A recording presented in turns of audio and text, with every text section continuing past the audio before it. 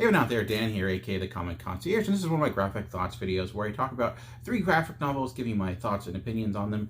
As always, no major spoilers, just general ideas about what the books were about, what I liked about them, what I may not have liked about them, and who might enjoy them. The 3 books that I'll be talking about today are Pretty Deadly, Volume 1 from Image Comics. We have A Graphic Biography of Paul Robeson from Rutgers Books. And last but of course not least is Chasin the Bird, and this is from Z2 Comics. So 3 graphic novels. There's a link between the last 2 that I'll get to and explain why I joined those, but we'll start with a book that is very different than the other 2. Again, this comes from Image Comics, and this is Pretty Deadly, Volume 1, which is a book I actually never read when I was out in issues. I don't think really reading this type of book at the time, but I've heard a lot of great things. I was able to pick up the first volume, and I really enjoyed it. And this is a book that is written by DECONNICK, with art by RÍOS, colors by Jordie, Bellaire, and letters by Clayton, Cowles. And it's a pretty big all-star team right there. And of all of them, I think the person that actually shines the most is Jordie Bellaire, and her colors in this are phenomenal. When people talk about great colors, I feel like often they're like, these are great colors because they're bright, and not necessarily because they are doing a job of telling the story, which is exactly what this book is doing. And when you read it, you can just see the way she highlights current panels, how she sets the mood. You know, this is a Western. This takes place during, you know, the grand old West, kind of mixed with a bit of a fable of that time as well. And you have this band of individuals that are traversing the land. It's an older man who's blind. He bandages over his eyes, and he is traveling the land with this younger girl. And there's also kind of a combination of like magic in this as well. There's a fantasy element, like combining the Western style with fantasy. It's a good genre mashup, and are traversing the land, telling stories, and going from town to town, telling these stories to gain money. But quickly we find out that there are a lot of secrets behind what's going on, and there are people chasing them, and some creatures that are not of this earth. It's actually somewhat of a different comic to discuss, but ultimately it's like taking, like I said, your classic folktale of an individual that is faced with the ultimate decision, faced with dealing with death directly, and why you can't never kind of get one over on death, and into like the classic Western style as well, which I think is a big key where Jordie Bellaire comes in, you know, getting colors to showcase that, like that magic hour that you often hear about in movies where things just look pristine.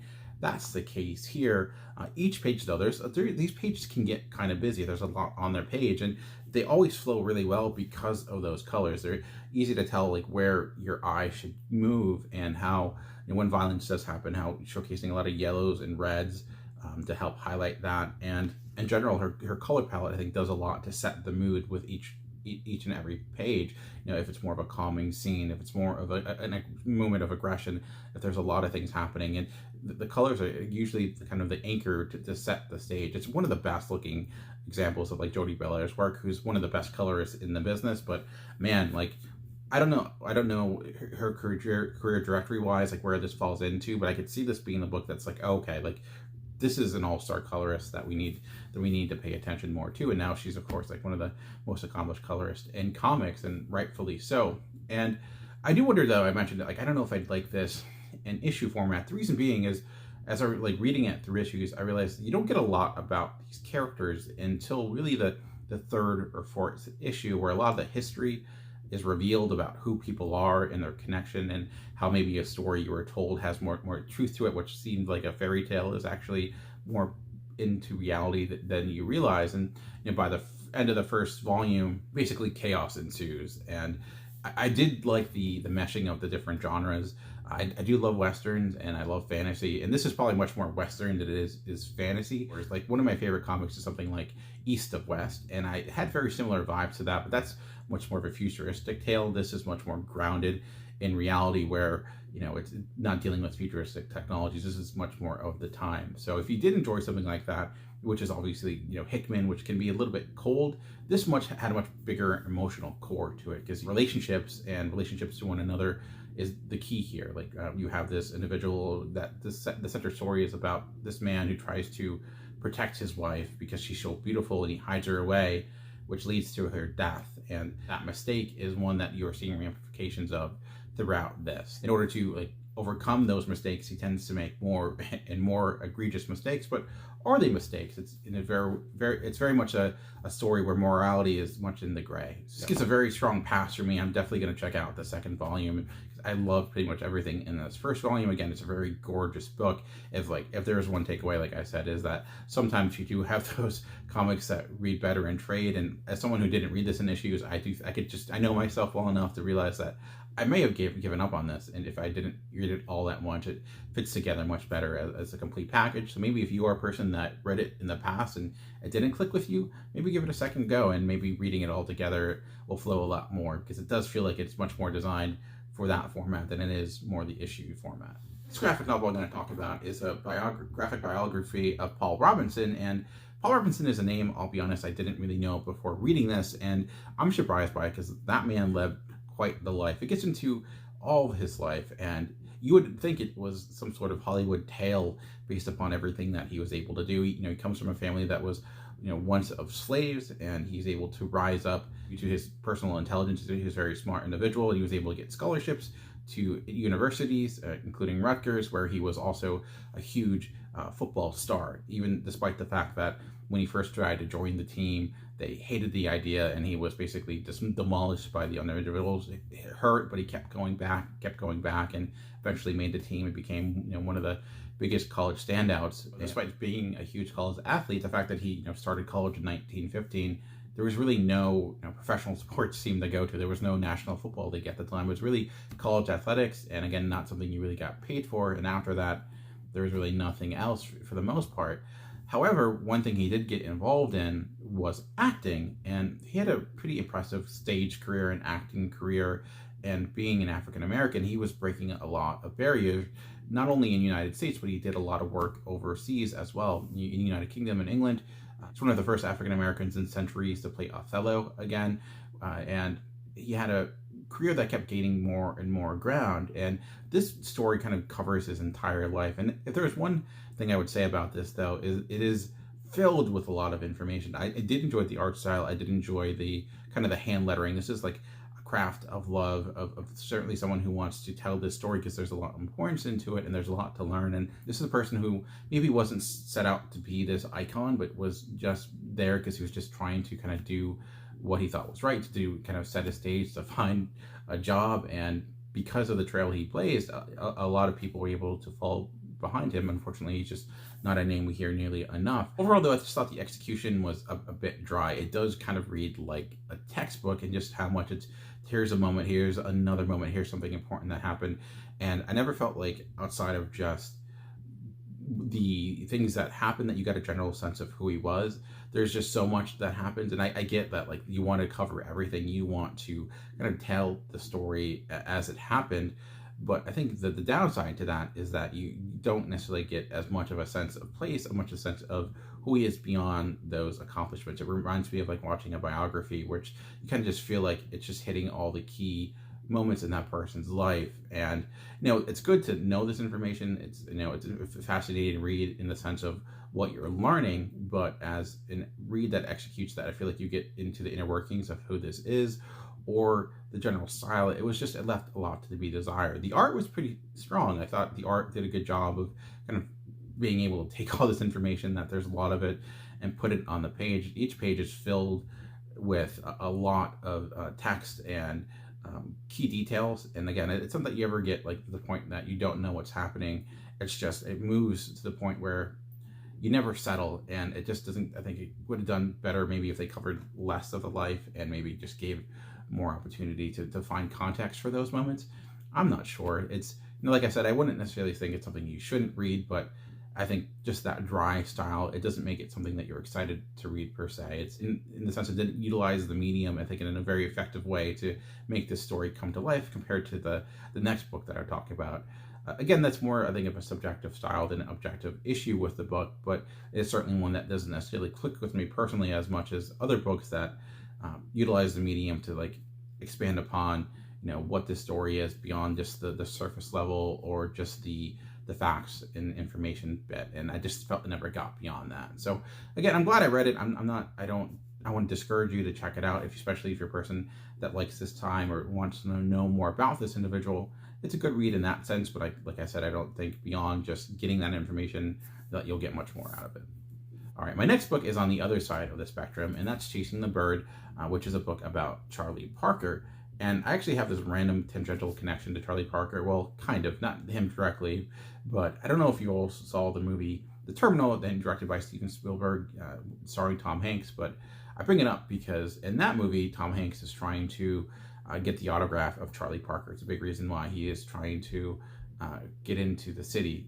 Long story short, the reason I bring it up is because that was actually the first movie my wife and I went to see our first date. So I have this weird connection with Charlie Parker. So not necessarily why I picked this up, but it's a big reason I actually know who he is, unfortunately, which is probably not a good answer, but it's also somewhat in style with this book and the way it's told, because there's a lot of improvisation and you're never necessarily sure what will happen, because Charlie Parker is that type of figure where he might just disappear, go off, and you never know what happened. In large part because he, Chasing the Bird kind of has the double meaning. His nickname was Bird, but he also had a very big drug addiction to heroin, and because of that, it certainly wreaked its havoc on his life. Now, he was a genius when it comes to jazz. He was a saxophonist, and maybe people may not know him as well as something like Miles Davis. I'm not going to pretend that I have any knowledge about like how jazz works. I am musically illiterate. I can just tell you my ears like the sound of that music, and that's about it. But what I liked about this book is that it does this bastard job that I've read of explaining like what makes good jazz, what makes good music, what made Charlie Parker such an influential figure for jazz and just music in general, and why people looked at him the way that they do. Unlike the last book, this is much more, I'd say, not necessarily 100% factual in the way. It's like the line from Who Shot Liberty Valance is like when the legend becomes fact, print a legend, and it's kind of like this. And this was a story about Charlie Parker and his time in California, and it's a number of different short stories really that get different individuals and their time with Charlie Parker and dealing with him, from people that worked with him on the band to more business partners to more people that had more of a personal relationship with him. You get all different sides of him, and what you see is he's a figure that is difficult to figure out. He can be difficult in the sense of he kind of does his own thing. He's clearly a genius in what he does, but because of a lot of the demons that he's chasing, mainly due to maybe like his upbringing, he was a person that his father left when he was younger, but he did find solace in music, and unfortunately, he does find solace in drugs, and because of that, he may, go off and not show up to different sets that he's supposed to. For example, one time that he had a deal, instead of money going to an agent, and went to his dealer, these type of things. And again, though, like, these are stories that you definitely have to take with a grain of salt, because it's not necessarily 100% certain how true everything is, but I think you at least get a sense of who he was as a person, the way people viewed him.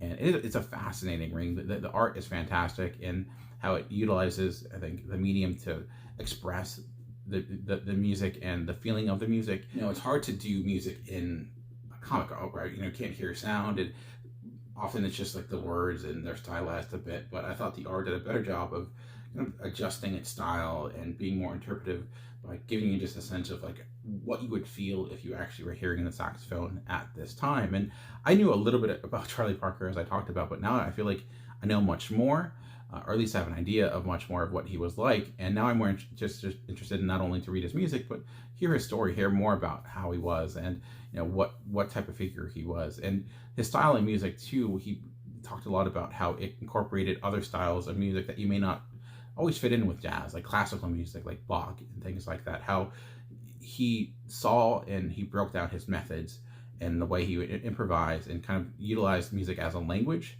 and how each different type of music has its own language. He learned a lot of different languages, and then he utilized that in his stylings to go places that other people wouldn't with jazz, but he would take things that you would get in more a classical song or something that is off the norm and bring that into his own style. So I just thought that was a good way to kind of understand what makes music so unique compared to other styles. So I know with film right now, we're getting a lot of like musical biographies. Some are great, some are not so good, even if they do win Academy Awards from time to time. But I thought like of all those things, the one I've enjoyed the most actually came from this comic. Of all the books I enjoyed, the first two, Pretty Deadly was a really strong read, but so was this. This came out last year. It was one of those books that I didn't get a chance to check out when it first came out, but I was happy to check it out now. And even if you're a person who could care less about jazz or don't care about music at all, that ultimately isn't important. It's just interesting reading this figure, and even if he wasn't a real person, the story itself still works strong enough to, just see this things he goes down to, to the fact that like he's, at one time in a mental hospital and having to deal with that. You never knew where this was going to go, and I liked how it was split up, because every time you maybe got a little bit tired of one story, you got another perspective from someone else, and I felt you got a complete picture of the person. And I actually would highly advise reading the foreword as well, which is done by Kareem Abdul-Jabbar, which was done really recently, because he talks about stuff as recent as, the recent Black Lives Matter movement from last summer and COVID. So this was something that was on his mind when he was writing this forward, and he kind of explains a lot of why this book works the way it does. So I know people tend to skip those, and sometimes I do as well, but I kind of read it just because it was Kareem Abdul-Jabbar, who surprisingly has done a lot of stuff related to the comic book world. Like he actually done the Mycroft Holmes comic recently. So I don't know how many people realize that. Yes, the basketball legend has worked in the comic book medium. He's a very unique figure in a way. So I actually would love to see the people who did this do a story about Kareem Abdul-Jabbar, because his life is probably a lot different than this, but he's very eclectic in what he does. And I was happy to see that he did a forward like this, because I do think it brings a lot of credibility to the comic book medium as well. And as always, these are all books that I, again, got from the library. So if you're interested in checking them out and don't necessarily want to spend the money, maybe check your local library out and it might have them there as well. I'm done rambling for now. This was a week, again, with two books I really loved, another one which was, okay, a lukewarm review at best, ultimately. But just remember, comics are for everyone. The key is finding the right one. Until next time, keep reading.